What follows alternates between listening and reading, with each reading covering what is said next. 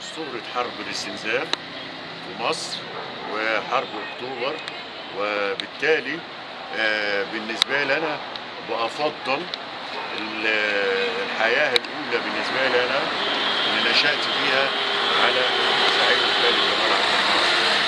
هو اللي أوحى لنا وأوحى لغيري بالبطولة، وأوحى لنا القدوة، وأوحى لنا روح الفريق.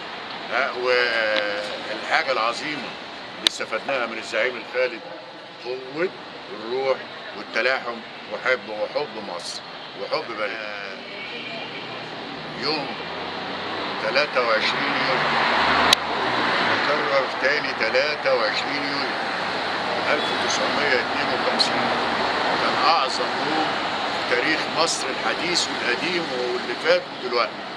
ثورة 23 يوليو اللي قام بيها الزعيم الخالد الملاك في صورة إنسان على الأرض جمال عبد الناصر رحمة الله عليه.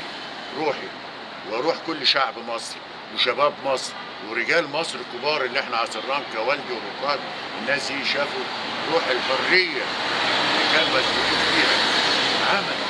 عمل حرية. ارفع رأسك يا أخي لقد مضى عهد الاستعباد.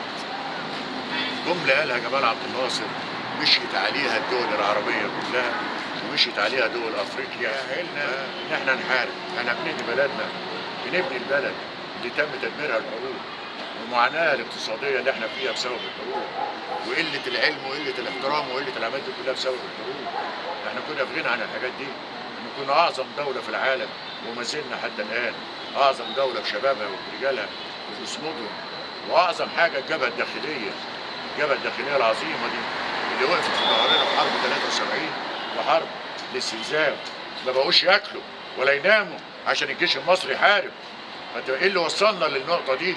هم الشعوب المتناقضة اللي يقولوا النهارده الله يرحمه كان يقول لك اتفقوا على ألا يتفقوا. كلكم عرفتوا